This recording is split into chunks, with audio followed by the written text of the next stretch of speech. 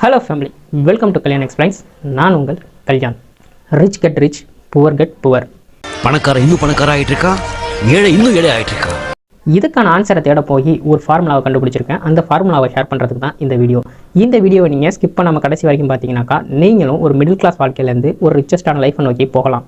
ஒரு முறை நான் எங்கள் அப்பா கிட்ட போய் கேட்டேன், நம்ம ஏன்ப்பா இன்னும் ஒரு மிடில் கிளாஸ் ஃபேமிலியாகவே இருக்கும், நம்ம எப்படி ரிச் ஆகிறது அப்படின்னு கேட்டேன்.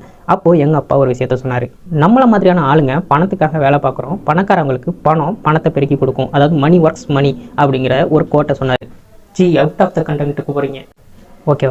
ஸோ மணி எப்படி ஒர்க் ஆகுது அப்படிங்கிறத நம்ம தெரிஞ்சுக்கிட்டாலே நம்மளோட ஃபினான்ஷியல் ஃப்ரீடமை ஈஸியாக நமக்காக கொண்டு வந்துடலாங்கிறத புரிஞ்சுக்கிட்டேன். ஸோ இந்த வீடியோவில் ஒரு வேல்யூபிளான இன்ஃபர்மேஷன் உங்களுக்கு ஷேர் பண்ண போகிறேன். வித்தவுட் டிலே வாங்க கண்டென்ட்டுக்குள்ளே போகலாம். மணி, பணங்கிற ஒரு விஷயம் இருந்தாலே ஃபினான்ஷியல் ஃப்ரீடமை ஈஸியாக அட்டைன் பண்ணிடலாம். அதுக்கு மணி எப்படி ஒர்க் ஆகுது அப்படிங்கிறத தெரிஞ்சுக்கணும். மணி எப்படி ஒர்க் ஆகுது அப்படின்னு தெரிஞ்சுக்கணும்னாக்கா நமக்கு தேவையான ஒரு விஷயம் என்னன்னாக்கா சாலிடான ஃபினான்ஷியல் நாலேஜ். இந்த சாலிடான ஃபினான்ஷியல் நாலேஜ்ங்கிறது எல்லா ஜஸ்ட் பீப்பிள்கிட்டே இருக்கும். நமக்கும் அந்த நாலேஜ் இருந்தாலுமே நம்ம நினைக்கிற விஷயம் என்னன்னாக்கா பணம் அப்படிங்கிற ஒரு விஷயத்தை பற்றி நம்ம பேசுறதே தப்பு அப்படிங்கிற ஒரு எண்ணமும், ரெண்டாவது பணத்தை பற்றி நம்ம தெரிஞ்சுக்கிட்டு அதை எக்ஸிக்யூட் பண்ணுற விஷயங்கிறது ரொம்பவே காம்ப்ளிகேட்டடான விஷயம் அப்படிங்கிறதையும் நம்மளே நினச்சிக்கிட்டு அந்த திசை பக்கம் கூட தலை வச்சு பார்க்காம நாம ஏனோ தானோன்னு ஒரு வாழ்க்கையை வாழ ஆரம்பிச்சிடுறோம். ஸோ புவர் டு ரிச் ஃபார்முலாவை தான் இன்றைக்கி உங்களுக்கு சொல்ல போகிறேன். இது ஃபார்முலாவா ப்ரோ? மேக்ஸ்லாம் வராது, அவ்வளோ காம்ப்ளிகேட்டடாலாம் இருக்காது. Let's see. உங்களை பணக்காரனாக்க போகிற அந்த சிம்பிளஸ்ட் ஃபார்முலா என்னன்னாக்கா 50-30-20 ரூல். அது என்ன ரூலு? அந்த ரூலை இப்போ எக்ஸ்பிளைன் பண்ணுறேன் பாருங்கள். ஒரு சர்க்கிளை இமேஜின் பண்ணிங்க. அந்த சர்க்கிளை 2 சரி சமமாக பிரிச்சிங்க, 50-50. அதில் ஒரு பக்கம் 50ஆகவும் மீதி இருக்கிற 50யை 30 and 20% பிரித்து வச்சுக்கிங்க. ஃபார் எக்ஸாம்பிளுக்கு உங்களோட சேலரி 20,000 வச்சுங்க. அதில் 10,000 அதாவது 50% உங்களோட நீட்ஸுக்கு செலவு பண்ணுங்கள். ஃபார் எக்ஸாம்பிளுக்கு சொல்ல போனாக்கா room rent, mobile billing, grocery item, ஃபுட்ஸ்னு ரொம்பவே அடிப்படையாக உங்களுக்கு தேவைப்படுற விஷயங்களுக்கு இந்த 50% ஆஃப் பணத்தை யூஸ் பண்ணுங்கள். அதாவது சிம்பிளாக சொல்லப்போனால் உங்களோட நீட்ஸுக்காக இந்த 50% ஆஃப் மணியை யூஸ் பண்ணுங்கள். மீதி இருக்கிற 30%ல் 6,000 இருக்கும். அதை உங்களுக்கு கிரேவிங்காக இருக்கிற நீங்கள் ஆசைப்படுற இல்லை உங்களை என்டர்டெயின் பண்ணக்கூடிய விஷயங்களுக்கு செலவு பண்ணுங்கள். அதாவது ஃபார் எக்ஸாம்பிளுக்கு சினிமாவுக்கு போகிறது, உங்களுக்கு பிடிச்ச ட்ரெஸ்ஸை வாங்கிக்கிறது மாதம் இந்த மாதிரியான செலவுகளை உங்களுடைய அந்த 30% ஆஃப் அமௌண்ட்டை ஸ்பெண்ட் பண்ணுங்கள். சிம்பிளாக சொல்லப்போனால் இந்த 30% உங்களுடைய வாண்ட்ஸுக்கு செலவு பண்ணிக்கிங்க. இப்போ அண்ட் ஃபைனலாக மீதி இருக்கிற 20% அதாவது 4,000 இன்வெஸ்ட்மெண்ட்டுக்கு ஸ்பெண்ட் பண்ணுங்கள். இந்த இன்வெஸ்ட்மெண்ட் அப்படிங்கிற விஷயத்தை நீங்கள் டிசிப்ளினாக ஒரு 10லேருந்து 15 வருஷத்துக்கு பண்ணிக்கிட்டு வந்தீங்கன்னா உங்கள் மணியானது பல கோடிகளை தொடலாம். இதை நான் சும்மாலாம் சொல்லலை.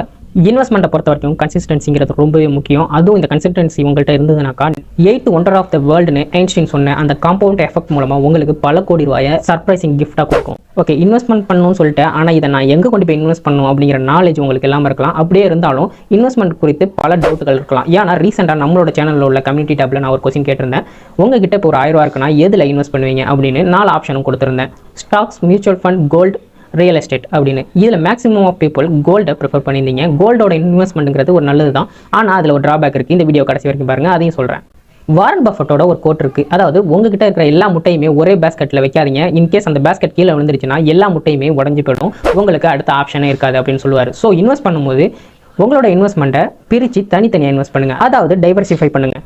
ஓகே, இன்வெஸ்ட் பண்ணணுங்கிற முடிவுக்கு வந்துட்டீங்க. இப்போ நீங்கள் எதில் இன்வெஸ்ட் பண்ணணும் அப்படிங்கிறதுக்கான ஐடியாவை கொடுக்குறேன். இன்வெஸ்ட் பண்ணுறதுக்கு முன்னாடி இந்த ரூலையும் கொஞ்சம் ஃபாலோ பண்ணிக்கிங்க.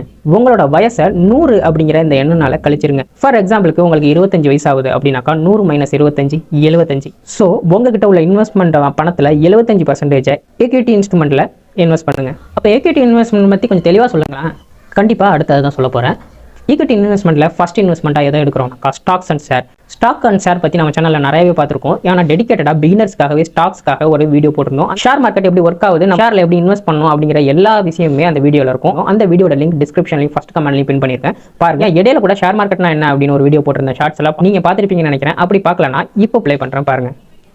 ஷேர் மார்க்கெட்னா என்ன, ஸ்டாக் மார்க்கெட்னா என்ன, இந்த 2 பேர்ல எந்த பேரை நம்ம யூஸ் பண்ணலாங்கிற ஒரு கன்ஃபியூஷன் நம்ம எல்லாருக்குமே இருக்கும். ஃபர்ஸ்ட் ஆஃப் ஆல் ஷேர் மார்க்கெட்னா என்னன்னு தெரிஞ்சுப்போம். ஃபார் எக்ஸாம்பிளுக்கு டாடா ஸ்டீல்ங்கிற ஒரு கம்பெனி ஐபிஓ மூலமா தனக்கு தேவையான ஃபண்டை ரைஸ் பண்றாங்க அப்படின்னாக்கா மக்களாகிய நாம ஒரு குறிப்பிட்ட அமௌண்ட்டை டாடா ஸ்டீல் கம்பெனிகிட்ட கொடுத்து இந்த பணத்துக்கு நிகரான ஷேர்ஸை நம்ம பை பண்ணிப்போம். இந்த ப்ராசஸை நடத்துறதுக்கு நமக்கும் டாடா ஸ்டீல் கம்பெனிக்கும் இடையில ஸ்டாக் புரோக்கர் தேவைப்படுவாங்க. அந்த ஸ்டாக் புரோக்கர் தான் இப்போ ப்ரோ அப்ஸ்டாக் மாதிரியான ஆப்ஸ் மூலமா நமக்கு ஹெல்ப் பண்ற ஸ்டாக் புரோக்கர்ஸ். ஸோ இந்த டாடா ஸ்டீல் கம்பெனி நாளை பின்ன ஒரு வளர்ச்சி அடையுதுனாக்கா நம்மளோட ஷேரோட வேல்யூ அதிகமாகும். அதாவது நம்ம இப்போ ரூபா கொடுத்து இந்த ஷேரை பை பண்ணியிருந்தோம்னாக்கா இன்னும் ஒரு 10 வருஷத்துல இந்த ஷேரோட மதிப்பு 500 ரூபாயா இருந்ததுன்னா நமக்கு 400 ரூபா ஒரு ஷேருக்கு ப்ராஃபிட் கிடைக்கும். இப்படிதான் ஷேர் மார்க்கெட் ஆனது செயல்படுது. Okay, share market stock market என்னங்கிற டிஃபரன்ஷியேட் பார்த்துடலாம். ஒரே ஒரு கம்பெனி கிட்ட இருந்து நம்ம ஒரு குறிப்பிட்ட பங்கு வாங்கி வச்சிருந்தோம்னாக்கா அது ஷேர். இதுவே வெவ்வேறு தரப்பட்ட கம்பெனில இருந்து ஷேர்ஸ் நம்ம வாங்கி வச்சிருந்தோம்னா அதை ஸ்டாக்ஸ் குறிப்பிடுவாங்க. ஷேர் மார்க்கெட், ஸ்டாக் மார்க்கெட் இந்த ரெண்டு வார்த்தையுமே நம்ம யூஸ் பண்ணலாம், தப்பு இல்லை.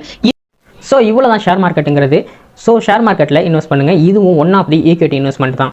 அடுத்து பார்த்தோம்னாக்கா மியூச்சுவல் ஃபண்ட். மியூச்சுவல் ஃபண்ட்னா வேற ஒன்றும் இல்லை. ஷேர் மார்க்கெட்டில் நாமளே ஒரு ஸ்டாக்கை பிக் பண்ணோம்னாக்கா technical analytics and fundamental analytics பண்ணி நம்ம ஒரு ஸ்டாக்கை பிக் பண்ணுவோம். ஆனால் நமக்கு அந்த நாலேஜ் இல்லை அப்படின்னாக்கா மியூச்சுவல் ஃபண்டை பொறுத்த வரைக்கும் நம்மள மாதிரி நிறைய பேர் பணத்தை ஒரு இடத்துல கொடுப்பாங்க. ஃபினான்ஷியல் எக்ஸ்பர்ட்ஸ் வந்து பர்டிகுலர் ஸ்டாக்கை அவங்க அனலிட்டிக்ஸ் பண்ணி நமக்காக அவங்க இன்வெஸ்ட் பண்ணுவாங்க. அதுக்கு சம் சார்ஜஸ் மட்டும் உங்களுக்கு நம்ம கொடுக்குற மாதிரி இருக்கும். ஸோ இதில் இன்வெஸ்ட் பண்ணலாம். இதில் எஸ்ஐபி, லம்சம் இந்த ரெண்டு முறையிலுமே நம்ம இன்வெஸ்ட் பண்ண முடியும். ஸோ இதை தான் மியூச்சுவல் ஃபண்ட்னு சொல்லுவாங்க. அடுத்தது இண்டெக்ஸ் ஃபண்ட். இண்டெக்ஸ் ஃபண்ட்னா இந்த இடத்துல நம்ம ஏற்கனவே சொன்ன மாதிரி ஃபினான்ஷியல் எக்ஸ்பர்ட் யாருமே இருக்க மாட்டாங்க. அதற்கு பதிலாக நிஃப்டி 50, சென்செக்ஸ்னு இந்த ரெண்டு இண்டெக்ஸ் ஃபண்டும் இருக்கும். நிஃப்டி 50 பொறுத்த வரைக்கும் இந்தியாவோட டாப் 50 கம்பெனிகள் லிஸ்ட் ஆகிருக்கும். சென்செக்ஸை பொறுத்த வரைக்கும் இந்தியாவோட டாப் 30 கம்பெனிகள் லிஸ்ட் ஆகிருக்கும். நம்மளோட பணத்தை இதுலையும் நம்ம எஸ்ஐபி அண்ட் லம்சம் மூலமா இன்வெஸ்ட்மெண்ட் பண்ணலாம்.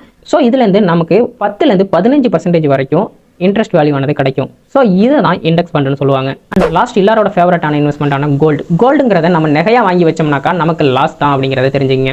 பிகாஸ் நம்ம வச்சிருக்க நகைக்கு செய்குலி சேதாரம்னு போட்டு அன்னைக்கு வாங்குற ரேட்டோட கம்மியாயிடும். இதற்கு ஒரு மாற்று வழி இருக்கு. அதுதான் எஸ்ஜிபி, சாவரன் கோல்ட் பாண்ட். இதை கவர்மெண்ட்டே நமக்கு இஷ்யூ பண்றாங்க. இதை நீங்க எப்போ வேணாலும் பை அண்ட் செல் பண்ணிக்கலாம். இதற்கு செய்குலி சேதாரம் எதுவுமே கிடையாது. சொல்லப்போனா இது ஒரு விர்ச்சுவல் கோல்டா நீங்க சேர்த்து வைக்கிறதுக்கு சமம். இல்லை எனக்கு விர்ச்சுவல் கோல்டாக சேர்த்து வைக்கிறதுக்கு பயமாக இருக்குது அப்படின்னாக்கா கோல்டை ஜுவல்ஸாக வாங்குறதோட காயின்ஸாக வாங்கி சேர்த்து வச்சுக்கிங்க. மீதி இருக்கிற 25% ரொம்பவே சேஃபான லோ ரிஸ்க் உள்ள டெப்ட் இன்ஸ்ட்ருமெண்ட்டில் இன்வெஸ்ட் பண்ணுங்க. அதாவது டெப்ட் இன்ஸ்ட்ருமெண்ட்னா என்ன அப்படின்னு பார்த்தோம்னாக்கா ஆர்டி, எஃப்டி, பாண்ட்ஸ் இது எல்லாத்தையும் சொல்லுவாங்க. ஸோ இப்போ இன்வெஸ்ட்மெண்ட் பற்றி ஒரு ஐடியா கிடைச்சிருக்கும் உங்களுக்கு. இந்த 50-30-20 ரூலை பயன்படுத்தி உங்களோட இன்வெஸ்ட்மெண்ட்டை கன்சிஸ்டன்சியாக டிசிப்ளினாக பண்ணிட்டு வந்தீங்கன்னா 10 to 15 இயர்ஸில் நீங்களும் புவர் டு ரிச் அப்படிங்கிற ஒரு நிலைமையை அட்டைன் பண்ணலாம். ஸோ இந்த வீடியோ உங்களுக்கு கண்டிப்பாக யூஸ்ஃபுல்லாக இருக்கும் அப்படின்னு நான் நினைக்கிறேன். இந்த வீடியோ பிடிச்சிருந்தா லைக் பண்ணுங்கள், கமெண்ட் பண்ணுங்கள், ஷேர் பண்ணுங்கள். மறக்காம இது போல யூஸ்ஃபுல் இன்ஃபர்மேஷன் தர நம்ம கல்யாண் எக்ஸ்பிளைன் சேனலை சப்ஸ்கிரைப் பண்ணிங்க. One life spread love, have a nice day. Thanks for வாட்சிங். கல்யாண்.